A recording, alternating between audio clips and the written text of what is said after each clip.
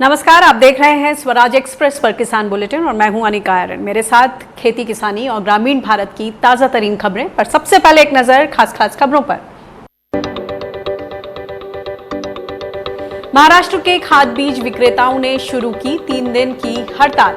Soybean के नकली बीज मामले में कार्रवाई का विरोध। अकोला में किसान कांग्रेस ने किया प्रदर्शन। मध्य प्रदेश में मूंग खरीद को लेकर कृषि मंत्री कमल पटेल का अजीबोगरीब बयान। कहा, वेयर हाउस खाली होने पर होगी मूंग की खरीद। किसानों को उठाना पड़ रहा है भारी घाटा। राजस्थान के महिला में 6 दिनों से डटे हैं किसान। दिल्ली जाने से रोकने के खिलाफ रामपाल जाट के उपवास का तीसरा दिन। चने की दोबारा खरीद शुरू करने की मांग। और शिमला की मंडियों में आने लगे अर्ली वैरायटी के सेब। अच्छे दाम मिलने से बागवानों के चेहरे खिले। मजदूरों की कमी से पैकिंग और सप्लाई में अभी भी आ रही है परेशानी। और अब खबरें विस्तार से। महाराष्ट्र में खाद बीज विक्रेता 10 जुलाई से 3 दिनों की हड़ताल पर चले गए हैं। ये लोग नकली बीज बेचने के मामले में डीलर्स पर कार्रवाई का विरोध कर रहे हैं। दरअसल राज्य में इस बार बड़े पैमाने पर सोयाबीन के बीज का जमाव न होने की शिकायतें आई हैं। इसके आधार पर कृषि विभाग ने नकली बीज बनाने और बेचने वालों के खिलाफ कार्रवाई शुरू की है, लेकिन डीलर्स एसोसिएशन इसका विरोध कर रहा है। उसका कहना है कि वो सिर्फ बीज को बेचते हैं, इसलिए उन पर कार्रवाई करना गलत है। डीलर्स एसोसिएशन ने यह भी कहा है कि अगर 3 दिन की इस हड़ताल के बाद सरकार ने ध्यान नहीं दिया तो डीलर्स बेमियादी हड़ताल भी कर सकते हैं। अब तक कृषि विभाग को सोयाबीन बीज न जमने से जुड़ी लगभग 50,000 शिकायतें मिल चुकी हैं। इन शिकायतों के आधार पर कृषि विभाग ने सीड एक्ट 1966 और कीटनाशक कानून के तहत अब तक 23 कंपनियों के खिलाफ एफआईआर दर्ज कराई है। अभी जो हम सोयाबीन या कोई भी मटेरियल बेचते, सीड्स हो या पेस्टिसाइड हो या फर्टिलाइजर हो, वो हम कंपनी से, रेपुटेड कंपनी से मंगा के बेचते, वो मैन्युफैक्चरिंग रहती है। तो हमारे ऊपर जो कार्रवाई की जा रही है वो हमारे ऊपर नहीं होनी चाहिए। हम उसका सोर्स सर्टिफिकेट रखते हैं, बिल रखते हैं, तो वो कंपनी के ऊपर होनी चाहिए। इसकी वजह से हम 3 दिन का, हमारे ऊपर जो कार्रवाई हो रही है इसकी वजह से हम 3 दिन का स्ट्राइक कर रहे हैं। तो हम खाली बेचते हैं वो एज ए डिस्ट्रीब्यूटर, तो इसका पूरा जिम्मेदारी वो कंपनी का रहता है। और कभी कभी क्या होता है, इसमें फार्मर का भी मिस्टेक रहता है। फार्मर क्या करते, जल्दबाजी में उसको शो कर देते हैं और उसका जर्मिनेशन नहीं होता। तो उसको जिम्मेदार हमको नहीं ठहराना चाहिए। एक तो कंपनी के ऊपर आप एक्शन लीजिए, नहीं तो फार्मर को आप एजुकेट कर लीजिए। लॉकडाउन की वजह से खेती वाले प्रॉब्लम में था, बहुत परेशानी में थे, बहुत मतलब किसका ये हुआ वो हुआ, सब परेशानी थी। अभी क्या हो गया, बीज बोए, सोयाबीन लगाया, चावल लगाया, और अभी एक खत वाले ने 3 दिन का स्ट्राइक किया। अभी उसके लिए खेती वाला जाएगा कहाँ, उसको खत लाना है, उसको जो भी लाना है, उसको सब टॉनिक देना है, जो भी है वो तो उधर ही मिलेगा।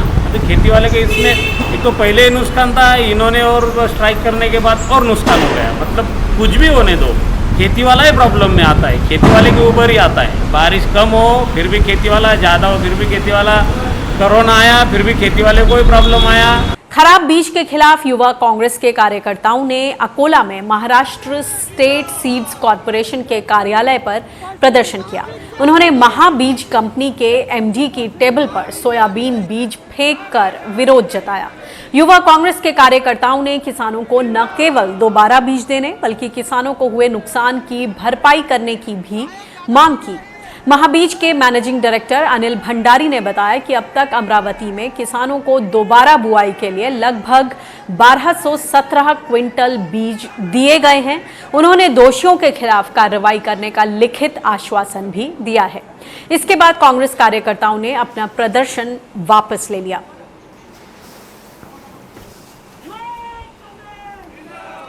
जो किसान के जो नुकसान होता है, उसकी मेहनत लगती है, उसको आर्थिक नुकसान होता है, उसका ये सीज़न निकल जाता है, उसका पूरा जो हिसाब होता है वो नुकसान भरपाई इस आयुक्त से हमने आज लेने का उनसे आश्वासन लिया। और उन्होंने हमको आज लिखित आश्वासन भी दिया है कि जल्दी से जल्द इस पर कार्रवाई होकर किसानों की भरपाई की जाएगी। और जिन लोगों की गलती हुई है इस नकली बीज को बनाने में, उन लोगों को पर भी कार्रवाई करने का आश्वासन आज हमें आयुक्त ने दिया है। महाराष्ट्र में 1 हेक्टेयर जमीन पर सोयाबीन की खेती में 12 से 14,000 रुपए की लागत आती है। अब अगर किसान दोबारा सोयाबीन की बुआई करते हैं तो उनकी कुल लागत कम से कम 25,000 रुपए से ऊपर पहुंच जाएगी। इसे देखते हुए किसान नेताओं ने पीड़ित किसानों को प्रति हेक्टेयर 30,000 रुपए का मुआवजा देने की मांग की है, लेकिन कर्ज लेकर खेती करने वाले किसानों की हालत बहुत ज्यादा खराब है। वो दोबारा बुआई करने की हिम्मत तक नहीं जुटा पा रहे हैं। मी गोदावरी संपत चाटेची पत्नी आहे। 2014 मध्ये माझ्या मालकाला आत्महत्या झालेली आहे। मला एकदा पेरणी केली तेव्हा 10-15 हजार रुपये खर्च आला। पुन्हा पेरणी केली तेव्हा मला 10-15 हजार रुपये खर्च आला। असा 20-25 हजार रुपये दोनदा पेरणी केल्याच्या खर्च आला। असं हे केल्यानं मला आता दोनदा पेरणी करून तिसऱ्यांदा पेरणी करण्याची शक्यताच नाही। असं खाली राहण्याची शक्यता आहे माझी, की असं मी आहे का सगळं अशा विधवा सगळ्याच बाहेरच्या विधवा बाहेरची अशीच परेशानी आहे। अशीच परेशानी आहे। अशी मला हे आहे की पेरून सुद्धा निघून झाले। हां, मला सरकाराची गरज आहे। मला मदत करावं अशी माझी इच्छा आहे। सगळ्यांनाच मदत करावं म्हणून माझी अशी इच्छा आहे। डबल पेरणीसाठी पैसे नाही। हां, आता पेरणी करण्यासाठी पैसे सुद्धा नाहीत। अगर नकली खाद बीज कीटनाशक की बिक्री रोकने के कानूनी उपायों की बात करें तो देश में 1966 से सीड एक्ट और 1968 से सीड रूल्स लागू हैं। सीड एक्ट के जरिए पहली बार बीजों पर उनके पैरामीटर्स के साथ लेबलिंग को अनिवार्य बनाया गया है और बीज की क्वालिटी कमजोर होने पर सजा का प्रावधान किया गया है। इसके बावजूद किसानों को अक्सर नकली या कमजोर क्वालिटी के बीज के चलते घाटा उठाना पड़ता है। ऐसी हालत में किसानों को उपभोक्ता संरक्षण कानून की मदद लेनी पड़ती है। इस बीच केंद्र सरकार ने नए सीड बिल का ड्राफ्ट जारी किया है। इसमें बीजों की क्वालिटी पर निगाह रखने के लिए सभी किस्मों के रजिस्ट्रेशन को अनिवार्य बनाया गया है, लेकिन अभी क्वालिटी पर निगाह रखने की जो व्यवस्था है उससे ऐसा कोई प्रावधान जमीन पर कितना बदलाव कर पाएगा, ये बहुत बड़ा सवाल है। उधर राजस्थान में दिल्ली कूच के लिए रवाना हुए किसान बीते 6 दिनों से महला में डटे हुए हैं। पुलिस इन किसानों को आगे नहीं बढ़ने दे रही है। इसके खिलाफ किसान महापंचायत के अध्यक्ष रामपाल जाट बीते 3 दिनों से उपवास कर रहे हैं। उनका कहना है कि सरकार विदेशों से दालों का आयात कर रही है, लेकिन देश के किसानों का चना खरीदने को तैयार नहीं है। रामपाल जाट ने कहा कि किसान इस कोरोना काल में परेशान हैं। चने के भाव गिरे हुए हैं, लेकिन सरकार न्यूनतम समर्थन मूल्य पर खरीद बंद कर किसानों को घाटा उठाने को मजबूर कर रही है। खुले बाजार में चने का भाव घोषित एमएसपी के मुकाबले 1,000 से 1,200 रुपए कम चल रहे हैं। इससे प्रदेश के किसानों को भारी नुकसान हो रहा है। और इस पर खुद बातचीत करने के लिए हमारे साथ किसान महापंचायत के अध्यक्ष रामपाल जाट जी मौजूद हैं, जुड़ गए हैं। रामपाल जी, क्या स्थिति है? छठा दिन आप लोग सब डटे हुए हैं, किस तरह का रिस्पांस सरकार की तरफ से, पुलिस की तरफ से? अनिका जी, हमने शुरू किया, उसी दिन पुलिस ने हमको लगभग 30 किलोमीटर बाद रोक दिया और अभी हम जयपुर से 33 किलोमीटर दूर महला नामक स्थान पर है। पुलिस ने कहा कि आपकी समस्याओं का समाधान यहीं कराएंगे। 6 तारीख को वार्ता हुई, उसका परिणाम नहीं आया। हमने सोचा था हम दिल्ली 3 दिन में पहुंच जाएंगे। आज 6 दिन पूरे हो रहे हैं, लेकिन अभी हम जयपुर नहीं पहुंचे। और पुलिस ने दूसरा काम ये किया कि लगातार रोकने के साथ कोई कारण भी हमको नहीं बताया कि वो रोक क्यों रहे। तो हमने कहा या तो कारण बताओ या जाने दो, या हमारा काम पूरा करो, हमें जाने की जरूरत नहीं। हमने ये भी कहा दिल्ली को यहाँ बुला लो भाई, हेलीकॉप्टर उनके पास तो यहाँ जाएंगे, हमें जाने की जरूरत ही नहीं है। ये सब बात नहीं। तो ऐसे में ये बताइए कि जो ये बातचीत नहीं हो पा रही है, इसमें राज्य सरकार की तरफ से आपको किस तरह की देरी लग रही है? आपको क्या लगता है, खास तौर से कोरोना का समय है, सभी की सेहत जरूरी है, और कितने ही लोग इसको लेकर अब इस वक्त सड़क पर हैं? आप सही कह रही हैं अनिका, ये कोरोना का समय है और कोरोना का कहर झेलते हुए भी किसान सड़क पर है। खेत छोड़कर किसान सड़क पर है। और जब हमें जाने दिए, रोका गया, तो और पुलिस हिंसा पर उतारू हो गई, आपस में आमने सामने हो गए, तो हमने कहा हम हिंसा का उत्तर अहिंसा से देंगे। और उसके लिए आज तीसरा दिन है उपवास का। इसीलिए मैंने उपवास शुरू किया कि हिंसा नहीं होनी चाहिए, क्यों हमने कहा हुआ है आंदोलन में सत्य, अहिंसा और शांति, ये हमारे नारे नहीं है, ये मेरा व्रत है, ये मेरा संकल्प है, ये हमारा संकल्प है। इस संकल्प के साथ चलेंगे, इसलिए हमने ये रास्ता अपनाया सत्याग्रह का कि हम यहीं उपवास शुरू करेंगे। उपवास शुरू किया, आज भी उपवास तीसरे दिन चालू है। जी, तो ये बताएं और कि दूसरा मैं सबके बताना चाहूंगा, बीच इन तमाम पुलिस ने दबावों का असर क्या सरकार पर कुछ पड़ रहा है? उनकी तरफ से कोई रिस्पांस, कोई आश्वासन? उनसे निरंतर संवाद चल रहा है, लेकिन जब तक टेबल पे नहीं आवे, टेबल पे बैठकर क्या सहमति होती है उसकी जानकारी नहीं हो, तब तक बात अधूरी है। और हमने तो कहा है यदि हमारी बात गलत हो, हमारी बात अनुचित हो, तो हमें समझा दो, हम हमारी बात वापस ले लेंगे। यदि हमारी बात उचित है तो आप हमारी बात मान लो। और हमने यहाँ राज्य सरकार से भी निरंतर निवेदन किया है, यहाँ के मुख्यमंत्री महोदय से भी, कि हमने 2 पत्र लिखे केंद्र को 25% का प्रतिबंध हटाकर 50% करने के लिए, और केंद्र सरकार ने उन पर भी ध्यान नहीं दिया। तो हमने कहा आप भी या तो हमारे चरणों की खरीद कर लो या हमारे साथ संघर्ष में कुछ की लीडरशिप करो। आप राज्य के संवैधानिक मुखिया आपका रहेगा, हम आपके साथ चलेंगे दिल्ली। तो पूरा राजस्थान किसानों के लिए चलता दिखाई देगा। तो केंद्र सरकार को घुटने टेक कर उनका ये जो हट है वो छोड़ना पड़ेगा, और प्रतिबंध 25 से बढ़ाकर कम से कम 50% करना पड़ेगा। हम तो कह रहे हैं प्रतिबंध पूरा ही हटे, लेकिन चलो राज्य सरकार की बात मान लो, हमारी बात नहीं मानो तो इतना तो करो। उसके लिए ये लगातार हमारा संवाद चल रहा है। आज भी हमारा राज्य सरकार का संवाद है, और केंद्र सरकार की ओर से भी अधिकारियों का फोन आए और उन्होंने कहा आप दिल्ली आ जाओ, आप वार्ता करा देते हैं कृषि मंत्री से। तो हमने एक ही बात कही, हम तैयार है दिल्ली आने के लिए, लेकिन आप ये बताओ इसको सेटल करोगे या नहीं करोगे? आप केवल हमारा ज्ञापन लेके हमें दिल्ली से वापस भेज दो, हम खाली हाथ आने की स्थिति में दिल्ली से नहीं है। यदि हमारी बात अनुचित हो तो आप समझा देना, तो समझ जाएंगे। उसके बाद उनका हम वर्क करके होमवर्क करके बताते हैं, अधिकारी उसको बात करके बताते हैं, अभी तक उसका उत्तर पॉजिटिव नहीं आया है निकल। जी, यानी कि आर पार की लड़ाई के मूड में लग रहे हैं किसान की। इस बार जो रिजल्ट है वो लेकर ही लौटेंगे दिल्ली से।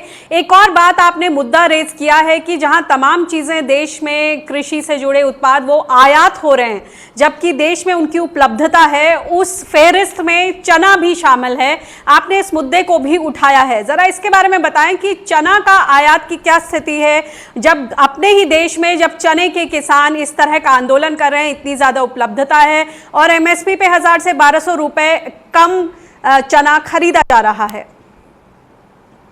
अनिका, इसमें सबसे पहली मैं बात बताना चाहूंगा, भारत सरकार के आकलन के अनुसार 23 मिलियन टन है देश को, और 2016-17, 2017-18, 2018-19 हमारे देश में दालों का उत्पादन 23 करोड़ टन से ज्यादा है। जब हमारा उत्पादन जितनी उपभोग की आवश्यकता है उससे ज्यादा है, तो हमारी शिकायत यह है कि आप दाल बाहर से मंगा क्यों रहे हो। और दाल जो मंगाई उसको भी मैं एक आपको आंकड़ा बताता हूं, इन्होंने 11 वर्षों में 446.1 लाख टन दाल है ये मंगा चुके हैं।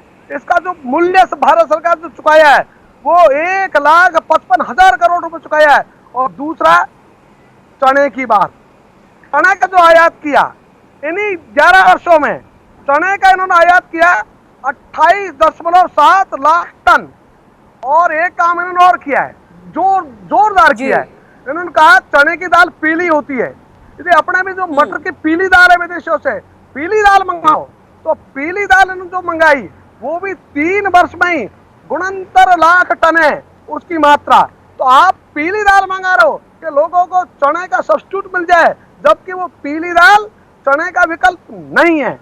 तो भी भारत सरकार की तरफ से इसका कोई उत्तर तो दिया नहीं जाता और वो महलों में बैठे बैठे, ऐसी कंडीशनों में बैठे बैठे नीतियां तय करते रहते हैं और इससे किसान के जीवन पर विपरीत प्रभाव पड़ता है। यदि चना ये नहीं मंगाया गया होता, दालें आयात नहीं की गई होती और चना के विकल्प के रूप में पीली दाल का आयात नहीं किया गया होता, तो मैं सोचता हूं आज किसानों को खेत छोड़कर सड़क पर आने की आवश्यकता होती ही नहीं। इसलिए ये भारत सरकार की खोटी नीतियों का परिणाम भोग रहे हैं हम का, और उस खोटे नीति के कारण ही हम अभी सड़क पर है। और अभी जिस और सरकार जा रही है, अभी हमने 2 दिन स्टेटमेंट सुने केंद्रीय परिवहन मंत्री महोदय के, वो कहते हैं एमएसपी से देश में आर्थिक संकट उत्पन्न हो जाएगा, देश संकट में आ जाएगा। और हम पूछते हैं आपसे माननीय गडकरी जी, जब आपने 2004 से लेकर 2014-15 तक कॉरपोरेट जगत को 59 लाख करोड़ रुपए की छूट दी, जिसका उल्लेख आपके बजटों में है, तो जब 59 लाख करोड़ की आप छूट देते हो तो देश उन्नति करता है, और जब किसान का अनाज खरीदने की बात हो तो देश गड्ढा में जाता है, देश आर्थिक संकट में फंसता है। जी रामपाल जी, आपने अपने जो पॉइंट्स रखे हैं, हम उम्मीद करते हैं कि सरकार इनकी तरफ ध्यान दे और आप अपना ध्यान रखें। सब लोग, कोरोना का काल है। बहुत बहुत शुक्रिया इस जानकारी के लिए। और अब बात मध्य प्रदेश की। मध्य प्रदेश सरकार के लगातार आश्वासन के बावजूद मूंग की सरकारी खरीद अब तक शुरू नहीं हो पाई है। इस बारे में जब कृषि मंत्री कमल पटेल से पूछा गया तो उन्होंने इसकी बहुत ही अजीबोगरीब वजह सामने रखी। उन्होंने कहा कि अभी प्रदेश में वेयरहाउस खाली नहीं है, इसलिए मूंग की खरीद नहीं हो पा रही है। मैंने देखिए मूंग खरीदने के लिए हमने किया था प्रयास और मैंने अनुमोदन भी कर दिया था, लेकिन विभाग के अधिकारी और फूड विभाग के और ये सारे अधिकारियों वेयर हाउस वालों ने कहा कि कहीं भी जगह नहीं है। अभी जो गेहूं खरीदा गया वो भी खुले में पड़ा है। जैसे ही वेयर हाउस की व्यवस्था हो जाएगी हम खरीदने का प्रयास करेंगे। मूंग की सरकारी खरीद न होने से किसानों को अपनी फसल औने पौने दामों पर बेचनी पड़ रही है। मूंग का न्यूनतम समर्थन मूल्य अगर उसकी बात करें तो ये 7,146 रुपए प्रति क्विंटल है, लेकिन एमपी में किसानों को इसका आधा दाम ही मिल पा रहा है। गुरुवार को हरदा मंडी में मूंग का भाव 3400 रुपए से लेकर 5800 रुपए प्रति क्विंटल रहा।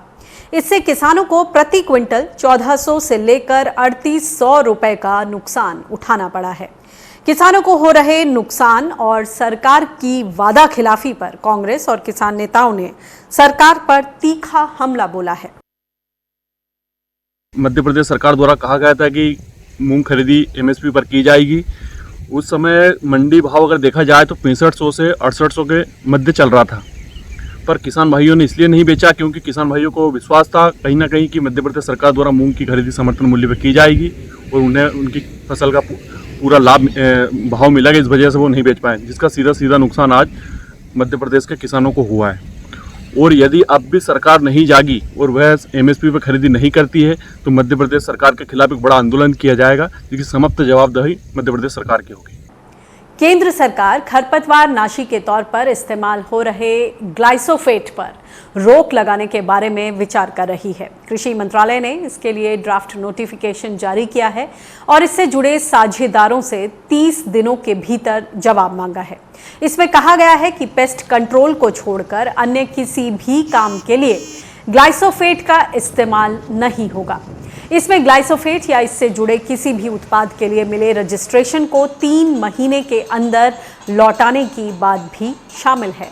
भारत में अभी कम से कम 90 कंपनियां ग्लाइसोफेट का उत्पादन कर रही हैं। इसका कुल कारोबार 1100 करोड़ का है। इसका खरपतवार नाशी के तौर पर धान से लेकर चाय बागानों तक इस्तेमाल किया जाता है, लेकिन बीते कुछ सालों से ये विवादों में बना हुआ है। अमेरिका में कुछ मामलों में इसे कैंसरकारी मानते हुए फैसला भी सुनाया गया है। इसके अलावा पंजाब और आंध्र प्रदेश जैसे राज्य इस पर पहले ही पाबंदी लगा चुके हैं। केंद्र सरकार ने हरियाणा में लागू मेरा पानी मेरी विरासत योजना को अब पूरे देश में लागू करने बल्कि इसके लिए हरियाणा को 500 करोड़ रुपए देने का भरोसा दिलाया है। ये जानकारी गुरुवार को सीएम मनोहर लाल खट्टर ने दी। उन्होंने कहा कि इस योजना के तहत अब तक किसान 1 लाख हेक्टेयर क्षेत्र में धान की जगह दूसरी फसलें लगाने का वादा कर चुके हैं। इसके तहत धान की खेती छोड़कर मक्का या दलहन या बागवानी करने पर किसानों को प्रति एकड़ 7,000 रुपए की मदद दी जानी है। इसका मकसद प्रदेश में गिरते भूजल स्तर को रोकना है, लेकिन किसान धान की जगह दूसरी फसल लगाने पर उसके सही दाम ना मिलने जैसी चुनौतियों की शिकायत कर रहे हैं। उस 1 लाख हेक्टेयर के ऊपर लगभग 500 करोड़ रुपए का हमारा खर्च आएगा, जो हमने उनसे मांग की है और उन्होंने आश्वासन दिया है कि हाँ, ये योजना कोई बना करके हम इसको हरियाणा से शुरुआत करेंगे। सारे देश भर में पानी की बचत के ऐसे नए नए आयाम जो बनाए जाएंगे उसमें वो सहयोग करेंगे। पल भर में हरियाली को चट करने वाली टिड्डियों ने इन दिनों किसानों की नींद उड़ा रखी है। राजस्थान के सीमावर्ती जिलों में ही नहीं, उत्तर प्रदेश में भी ये धावा बोल रही हैं। शुक्रवार को कन्नौज जिले में टिड्डियों का एक बड़ा दल देखा गया। इस दल ने यहां पर खरीफ की फसलों को भारी नुकसान पहुंचाया है। आप इन तस्वीरों में देख सकते हैं कि कैसे किसान थाली बजाकर इन टिड्डियों को भगाने की भरसक कोशिश कर रहे हैं। इससे पहले झांसी, इटावा, आगरा, अलीगढ़ जैसे जिलों में टिड्डी दल हमले कर चुके हैं। कितनी मकान चाट गई? 3.5 बीघा। और पूरे गांव में कितना नुकसान हुआ होगा? नुकसान में तो गांव में तो बहुत नुकसान हुआ। बहुत नुकसान कर दो। और क्षेत्र में हुई धानी वाले चुनत गई जाए रही तो मकन गाय भज के आए, सब लेबर भजाई दी कि थरियाँ बजाओ। कितना नुकसान हुआ होगा क्षेत्र? बहुत नुकसान यार भैया, ताल तरफ तो बहुत ही नुकसान है, मकान तो नुकसान है हर आदमी। सब्जियों की बढ़ती कीमतें एक बार फिर सुर्खियों में हैं। 2 हफ्ते पहले तक 2 से 2.5 रुपए किलो में बिकने वाले टमाटर की कीमत 60 से 70 रुपए किलो पर पहुंच गई है। यही हाल दूसरी सब्जियों का भी है। लेकिन क्या इसका फायदा किसानों को मिल रहा है या फिर सारा फायदा जो व्यापारी हैं वो अपनी जेब में भर रहे हैं? इन्हीं मुद्दों को लेकर हमारी संवाददाता ईशा ठाकुर ने बातचीत की किसानों से। अगर हम बात करें शहरों की तो वहाँ पर जितनी भी हरी सब्जियां हैं, चाहे आप टमाटर की बात कर लीजिए, मटर, शिमला मिर्च, ये ऐसी तमाम सब्जियां हैं जो 50 रुपये से लेकर 150 रुपये तक किलो बिक रही है मार्केट में। क्या किसानों को भी यही भाव मिल रहा है, ये हम जानेंगे किसानों से। सर, जिस तरीके से इस वक्त अगर हम टमाटर को ही ले लीजिए, 60 रुपये किलो इस वक्त मार्केट में मिल रहा है अगर लोग लेने जाते हैं। किसानों की हम बात जानना चाहते हैं कि असल में क्या किसानों को भी इतना भाव मिल रहा है? नहीं, किसानों के साथ तो माहौल होता है हमेशा ही। किसानों को तो खेतों में उसकी बाही करनी पड़ी है, खेतों में ही मतलब मिलाना पड़ा है, वो उसको तो भाव नहीं मिल रहा किसान को। लेकिन जो यहाँ मार्केट की बात है, ये तो जो बिचौलिए हैं वो अपनी कमाई करते हैं और सरकार की जो नीतियाँ हैं वो किसान के पक्ष में नहीं है। आपको कितना जो है सब्जी का दाम मिलता है जब आप लोगों से खरीदी जाती है? जो किसान है जो सब्जियां उगाता है, चाहे वो टमाटर है, शिमला मिर्च है, या कोई भी सब्जी है, उसको 2 रुपये से 5 रुपये किलो दाम मिलता है। और जब जो सब्जी खरीदता है उसको आगे मार्केट में जाता है और कस्टमर को वो सब्जी जो 2 से 5 रुपये किलो बिका होता है वो 50-60 रुपये किलो बेचता है। जब इसका रेट मार्केट में ज़्यादा हो जाता है तो और मीडिया उसको चौंक लेता है भी जय सब्जी के भाव बड़े दुगने हो गए हैं और सामान को छूने लगे हैं, और लोगों को जय भ्रम हो जाता है कि किसान को पता नहीं कितना पैसा मिल रहा है। दरअसल ज़मीनी हकीकत पर किसान को 2 से 5 रुपये किलो ही मिलता है। सरकार को चाहिए कि इनके कोई कानून बनाया जाए कि उन्हें पैसे ਜਿਹੜੇ ਨੇ ਉਹ ਮਿਲੇ ਜਾਣ, कि किसान को इन्ने पैसे मिलने चाहिए और खपतकार को जी सब्जी जो भी टमाटर है या शिमला मिर्च है या आलू है वो खपतकार को इन्ने रुपये मिलनी चाहिए। जिस तरीके से ये भी कहा जा रहा है कि डीजल के भाव बढ़ गए हैं और बरसात के कारण भी सब्जियां नहीं आ रही है, इसलिए रेट बढ़े हैं, आपका क्या मानना है? आप लोगों को कितने दाम मिले हैं सब्जियों के? क्या उतने दाम मिले हैं जितने की अभी बिक्री है मार्केट से? जो किसान मंडी में सब्जी बेचने जाता है उसको बहुत कम भाव मिलता है। कई बार तो ऐसा ही होता है भी जो जितनी लेबर किसान देता है उसकी कटाई करने के लिए उतना बराबर रेट भी नहीं मिलता। ਇਸ ਤਰ੍ਹਾਂ ਜੋ ਜ਼ਿਮੀਂਦਾਰ ਦਾ ਹੀ ਤਾਂ ਇੰਨਾ ਰੇਟ ਨਹੀਂ ਨਾ ਮਿਲਦਾ, ਉਹ ਤਾਂ ਗਾਂ ਜਿਵੇਂ ਆਪਾਂ ਲੈ ਜਾਂਦੇ ਕੋਈ ਦੁਕਾਨਦਾਰ ਹੈ ਜਾਂ ਹੋਰ ਉਹਨਾਂ ਦੀ ਇੰਨੀ ਮਹਿੰਗੀ ਵਿਕਦੀ ਨਾ ਕਿ ਜ਼ਿਮੀਂਦਾਰ ਦੀ। ਜ਼ਿਮੀਂਦਾਰ ਨੂੰ ਤਾਂ ਬਹੁਤ ਘਾਟਾ ਜੀ। किसानों से ये सब्जियां खरीदी जाती है तो वो मात्र 5 रुपये से लेकर 10 रुपये के बीच में ये हरी सब्जियां खरीदी जा रही है। लेकिन मार्केट की अगर बात करें तो यहाँ पर डीजल और बरसात का हवाला देते हुए जो सब्जियों के दाम हैं वो 100 रुपये से भी ऊपर पहुँच चुके हैं, जिसका जो असर है आम जनता के ऊपर भी पड़ गया है। कैमरामैन शरद के साथ स्वराज एक्सप्रेस के लिए चंडीगढ़ से ईशा ठाकुर। और इस बीच हिमाचल में अर्ली वैरायटी वाले सेब अब मंडियों में आने लगे हैं। यहाँ के बागवानों को अच्छी कीमत भी मिल रही है। इस समय 2500 रुपये प्रति पेटी का भाव चल रहा है, लेकिन बागवानों और व्यापारियों को दोनों को मजदूरों की कमी से जूझना पड़ रहा है। इससे सेब तोड़ने से लेकर उसे पैक करने और मंडी लाने ले जाने में दिक्कतें आ रही हैं। इसके अलावा मंडी में व्यापारियों को जगह की कमी का भी सामना करना पड़ रहा है। व्यापारी मंडी में जगह बढ़ाने की मांग कर रहे हैं। सेब सीजन में हमारे पास 7 से 8 हज़ार पेटी यहाँ पे आती है दिल्ली सब्जी मंडी में, जिसकी हम सालाना 40 से 45 लाख रुपए मार्केट फीस एक फर्म देती है। उसकी एवज में हमें यहाँ पे फैसिलिटीज़ प्रोवाइड नहीं हो रही हैं। जैसा कि आप देख सकते हैं यहाँ पे जगह नहीं है। ये मेरे को फट दिया गया हुआ है 10 बाई 12-13 फुट का, उसमें मैं 7,000 पेटी का काम नहीं कर पाता हूँ पर डे।